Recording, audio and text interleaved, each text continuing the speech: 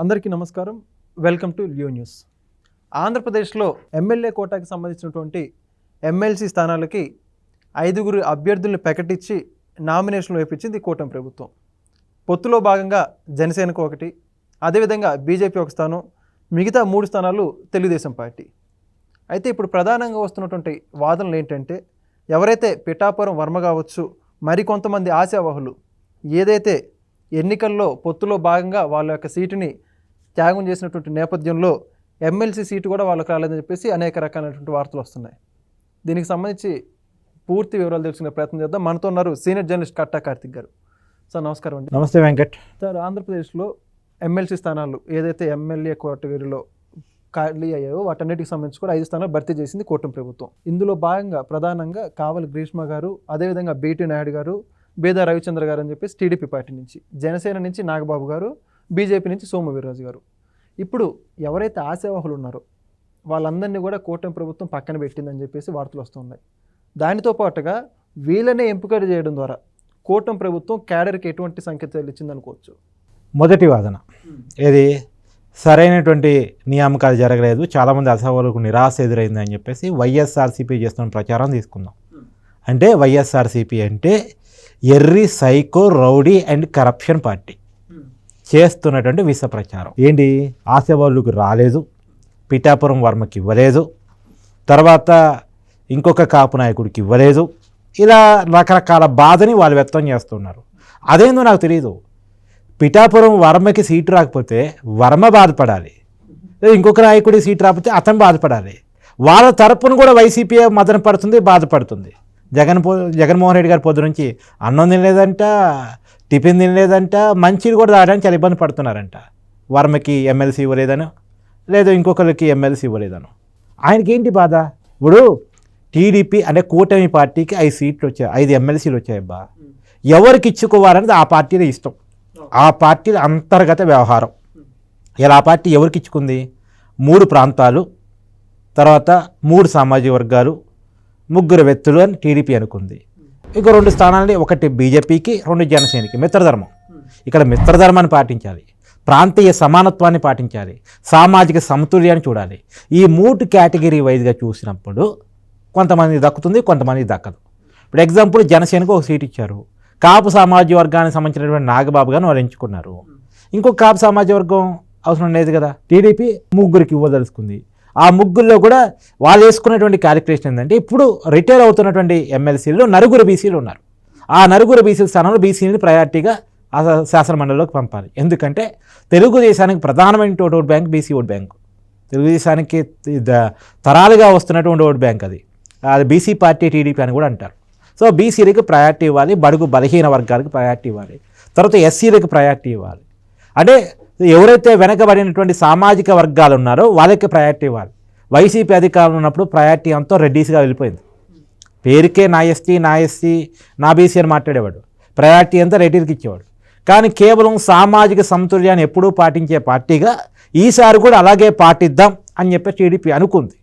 అనుకున్న క్రమంలోనే ఈ బీదా రవిచంద్ర, కావలి గ్రీష్మ, బీటీ నాయుడు, ఇప్పుడు ఈ 3 కూడా performance wise, party commitment wise, తర్వాత సామాజిక వర్గాల వైజు, ప్రాంతాల వైజు అన్ని రకాలుగా చూసిన సమర్థులు. ఇప్పుడు నేను వైసీపీని అడగదలుచుకున్నా, ఈ 3లో ఎవరికైనా అసమర్థులకి టీడీపీ ఎమ్మెల్సీ టికెట్ ఇచ్చిందా? ఇస్తే చెప్పాను. లేదు పార్టీ మారిన వాళ్ళకి ఇచ్చిందా? ఇస్తే చెప్పాను. పార్టీకి లాయల్టీగా లేని వాళ్ళు, టీడీపీ సిద్ధాంతం కాని వాళ్ళకి డబ్బులు తీసుకొని ఇచ్చిందా? లేదు కార్పొరేట్లకు ఇచ్చిందా? కాదు కదా. ఈ 3 కూడా సామాజిక తరగతులుగా చూసినప్పుడేమో కావలి గ్రీష్మ ఎస్సీ సామాజిక వర్గం, కాకపోతే వాళ్ళ కుటుంబం తరాలుగా టీడీపీకి అనుబంధంగా వస్తూ ఉంది. వాళ్ళ మదర్ ప్రతిభా భారతి స్పీకర్గా పనిచేస్తున్నారు. ఆ అమ్మాయి కూడా చాలా కమిటెడ్గా టీడీపీకి ఉంది. వైసీపీ అధికారులు ఉన్నప్పుడు తొడలో కొట్టి వాళ్ళకి ఛాలెంజ్ చేసినటువంటి ఉమెన్ ఆవిడ. సో పార్టీకి చాలా లాయల్గా, చాలా కమిటెడ్గా, టీడీపీ సిద్ధాంతానికి లోబడి టీడీపీ వాయిస్ని శాసనమండలిలో బలంగా వినిపించగల వ్యక్తి. అది కూడా కాకుండా అణగారిన వర్గాల వాయిస్ని బలంగా తీసుకెళ్ళగలిగిన వ్యక్తి. వాళ్ళ కుటుంబానికి అది చేరుతుంది కాబట్టి ఆ కుటుంబానికి ఆ గౌరవం ఇవ్వాలి. ఉత్తరాంధ్ర ప్రాంతానికి కూడా ఇచ్చినట్టుంటుందని చెప్పేసి కావలి గ్రీష్మ గారికి ఇచ్చారు. ఆమె పార్టీగా లాయలు, వాళ్ళ కుటుంబం కూడా లాయలు. తరతరాలుగా ఆ కుటుంబం పార్టీతో క్యారీ నొక్కుంటూ వస్తుంది. బీదా రవిచంద్ర, ఇదే బీదా రవిచంద్రని వైసీపీ ఎమ్మెల్సీ ఆఫర్ చేసింది. నెల్లూరు జిల్లాకు సంబంధించిన నాయకుడు, బీసీ నాయకుడు, కానీ వైసీపీలోకి వెళ్ళలేదు. వాళ్ళ బ్రదర్ వెళ్ళినా తను మాత్రం వెళ్ళేది లేదు అని చెప్పాడు. నేను రాష్ట్రం కోసం ఉంటాను, చంద్రబాబు నాయుడు గారితో సేల్ అవుతాను, టీడీపీలోనే ఉంటానని చెప్పేసి తెగేసి చెప్పాడు.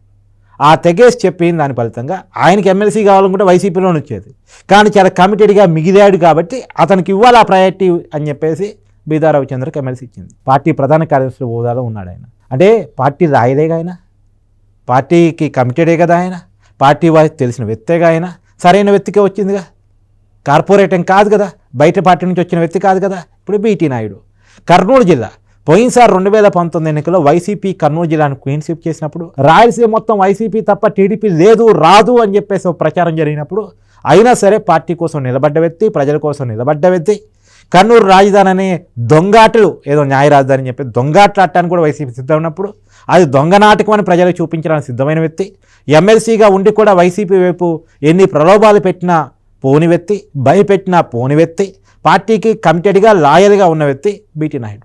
సో అందుకని ఆ ప్రయారిటీలు అతనికి ఇచ్చారు. ఈ ముగ్గురు సమర్థులకే ఇచ్చింది. సామాజిక వర్గాల వారికి చూసినా, ప్రాంతాల వారికి చూసినా, సమర్థత రీత్యా చూసినా సమర్థులకే ఇచ్చింది. ఇప్పుడు ఎక్కడ మిస్ అయింది? పిఠాపురం వర్మకి మిస్ అయింది. తర్వాత అంటే చంద్రబాబు గారు డైరెక్ట్గా ఇచ్చిన హామీలు కాబట్టి. తర్వాత పెద్దకూరుపాటి శ్రీధర్కి మిస్ అయింది. నిజమే, చంద్రబాబు గారు మాట ఇచ్చారు, మాట ఇచ్చి నిలబెట్టుకుంటారు, కొద్దిగా టైం పట్టింది. ఎందుకంటే అన్నీ చూడాలి కదా.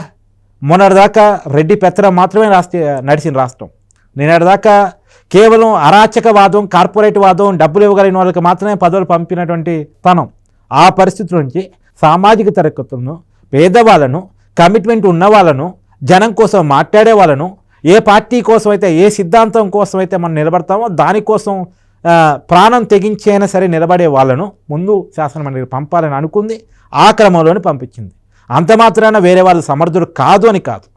అందుకని దాన్ని వాళ్ళు అర్థం చేసుకున్నారు. ఇప్పుడు నువ్వు అన్నటువంటి పిఠాపురం వర్మ అర్థం చేసుకున్నాడు, లేదు అంటే కాపు రాధా గారు అర్థం చేసుకున్నారు, బుద్ధా వెంకన్న గారు అర్థం చేసుకున్నారు, అందరూ అర్థం చేసుకున్నారు. వాళ్ళే ప్రెస్ మీట్ పెట్టి మాకేమీ బాధ లేదు, మమ్మల్ని చంద్రబాబు గారు చూసుకుంటారు, మేము ఎప్పుడు కావాలంటే అప్పుడు చంద్రబాబు గారిని కలవగలిగే పరిస్థితులు ఉన్నాం, వైసీపీలో ఎవరైనా ఎప్పుడు కావాలంటే అప్పుడు జగన్మోహన్ రెడ్డిని కలవగలిగే పరిస్థితిలో ఉన్నారా అని చెప్పి వాళ్ళు మాట్లాడారు. దానికి సమాధానం చెప్పానండి వైసీపీ అని జగన్మోహన్ రెడ్డిని. ఇప్పుడు జగన్మోహన్ రెడ్డి టీడీపీ నాయకులకి ఎమ్మెల్సీ రాకపోవటం మీద బాధపడటం పక్కన పెట్టి వైసీపీ నాయకులు ఒక్క సీటు కూడా ఎందుకు రాలేదు ఎమ్మెల్యే కోటాలు? ఇక్కడ తెలంగాణలో చూడు, కాంగ్రెస్కి 4 వస్తే బీఆర్ఎస్ కోట వచ్చింది. సరే కాంగ్రెస్ 3 తీసుకుని వాళ్ళ మిత్రపక్షం సిపిఐ కోట ఇచ్చింది, వేరే విషయం. కానీ కాంగ్రెస్ పార్టీకి 4 వస్తే బీఆర్ఎస్ కోట వచ్చింది. కానీ అక్కడ పాపం కూటమికి 5 వచ్చినాయి, వైసీపీకి 1 కూడా రాలే. దాని మీద బాధపడమను, దాని మీద మదన పడమను, దాని మీద రివ్యూ చేసుకోమను. ఇప్పుడు వైసీపీ బాధపడాల్సింది మాకు 1 సీటు కూడా రాలేదేంటి, మాకు మండలిలో ప్రాతినిధ్యం తగ్గిపోతూ ఉంది, ఉన్నోళ్ళు పార్టీ మారుతున్నారు, వచ్చే స్థానాలన్నీ వాళ్ళే భర్తీ అవుతున్నాయి అని చెప్పి బాధపడమండి. అటు రాజ్యసభలో ఖాళీ అవుతుంది పార్టీ, ఇటు మండలిలో ఖాళీ అవుతుంది పార్టీ, శాసనసభలో వాళ్ళకు ఉంది 11, అటు లోక్సభలో వాళ్ళకు ఉన్నది 3.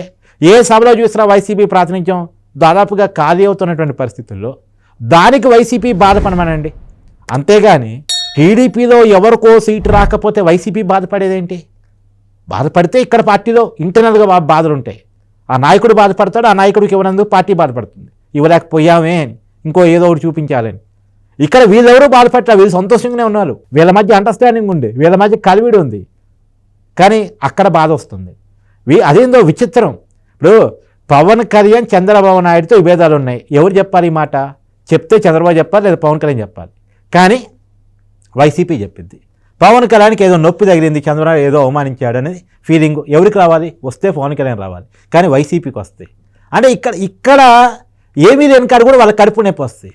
ఎందుకంటే వాళ్ళు సుభిక్షంగా ఉన్నారు, సురక్షితంగా ఉన్నారు, ఎలాంటి విభేదాలు లేకుండా ఉన్నారు, కలిసిమెలిసి ఉన్నారు, ఒకటిగా ఉన్నారు. కానీ ఇక్కడేమో కలివిడి లేదు, కలిసిమెలిసి లేదు, విభేదాలు, నాయకుని గౌరవించే తనం కూడా పార్టీలో లేదు. పైగా నాయకుడు సంక్రాంతి తర్వాత నేను జనంలోకి వస్తున్నానని జగన్మోహన్ రెడ్డి గారు పిలిపిస్తే మీరు రావద్దు మహాప్రభు అని వరుసగా రాజీనామాలు చేశారు. నువ్వు జనంలోకి వస్తే మేము పార్టీలో చేరిపోతాం, నువ్వు జనంలోకి రావద్దు, నువ్వు జనంలోకి వస్తే నిన్ను దంతారు, నీతో పాటు మమ్మల్ని దంతారు, చెప్పులు ఇచ్చుకొని మహిళలు రెడీగా ఉన్నారు అని చెప్పేసి నువ్వు జనంలోకి రావద్దంటే ఏం చేయాలో తెలియక ఇక్కడ ఉంటే ఎందుకు పోతుంది అంటారని లండన్ పోయించాడు. మరి లండన్ పోయించాకని జనంలోకి వెళ్ళాలిగా, ఎందుకు పోట్లే జగన్మోహన్ రెడ్డి? జగన్మోహన్ రెడ్డి జనంలో పోతే ఎలా ఉంటుందంటే, గుంటూరు మిర్చి యార్డుకి పోయాడు, పర్మిషన్ లేకపోయినా పోయాడు. మిర్చి యార్డుకి అలా పోయాడో లేదో పోలోమని ఎడ్యుకేట్స్ అంట గ్రాడ్యుయేట్స్ అంట కూటమి కొట్టేశారు. మళ్ళీ వీడు తయారయ్యారు, చాలా జాగ్రత్తగా ఉండాలి మన ఐక్యం కాకపోతే మళ్ళీ వీడు ఒకటి వచ్చాడు బయటకు అని చెప్పేసి. గతం కంటే ఓటింగ్ పెరిగింది, కూటమికి వచ్చిన ఓటింగ్ కూడా పెరిగింది. గతం కంటే పెరిగింది, మొన్న ఎన్నికల్లో వచ్చిన దానికంటే కూడా పెరిగింది, మెజార్టీలు భారీగా వచ్చింది. భారీగా వచ్చాయి. మొన్న యాక్చువల్లీ పాపం లక్ష్మణరావు గారు కమ్యూనిస్ట్, ఒక మంచి వ్యక్తి, గతంలో 2-3 సార్లు ఎమ్మెల్సీగా పనిచేశాడు. కానీ ఆయనకి పోయినసారి 83,000 మెజార్టీ వస్తే ఈసారి మొత్తం ఓట్లు వచ్చిందో 80,000. ఎందుకు ఆ పరిస్థితి వచ్చింది? జగన్మోహన్ రెడ్డి మద్దతు ఇవ్వటం వల్ల. జగన్మోహన్ రెడ్డి కనుక మద్దతు ఇవ్వకపోయి ఉంటే లక్ష్మణరావు ఈ పరిస్థితిలో వచ్చి ఉండేవాడు కాదు. ఎప్పుడైతే జగన్మోహన్ రెడ్డి బయటకు వచ్చాడో, జగన్మోహన్ రెడ్డి మద్దతు ఇచ్చాడో, మొత్తం అటర్ ఫ్లాప్ అయింది వాళ్ళకి. మొత్తం కూటమి వన్స్ క్వీన్షిప్ చేయగలిగింది. 80,000 మెజార్టీ దాదాపు ఈ భారతదేశ రాజకీయ చరిత్రలో ఏ ఎమ్మెల్సీకి లేదట. ఈ భారతదేశ రాజకీయ చరిత్రలోనే ఒక ఎమ్మెల్సీ ఇంత మెజార్టీతో గెలవడం ఎప్పుడు లేదు. ఆలపాటి రాజా గెలిచాడు. ఈస్ట్ వెస్ట్ అంతే అయింది. ఇక టీచర్స్ ఎమ్మెల్సీ గారు రాజకీయం ఆడదామని చూశారు. ఏదో ఇంకెవరు గెలిచారు, కూటమి మద్దతు ఇచ్చిన వాళ్ళు కాదు అని చెప్పేసి చివరికి ఆ ఎమ్మెల్సీ వచ్చేసి గాది శ్రీనివాస నాయుడు చంద్రబాబు గారిని గెలిచాడు. దానికి ఏ సమాధానం చెప్తారు? అదే ఇవన్నీ కూడా ఏం రాజకీయం చేయాలో తెలియక, ప్రజా సమస్యల మీద మాట్లాడటానికి మాట్లాడలేక, వీళ్ళన్ని సమస్యలు తీరుతుంటే ఏ సమస్యను లేవనెత్తాలో అర్థం కాక, ఇక మాట్లాడటానికి అంశాలే లేక ఏదో ఒకటి మాట్లాడే ఏదో రకంగా చేయాలనే కారణం చేత ఏదో ఒకటి వేసే ప్రయత్నం తప్ప ఇది కరెక్ట్ కాదు అనేటువంటిది నా అభిప్రాయం. చాలా చక్కగా చెప్పేశారు. Thank you. Please subscribe to Leo News for more videos.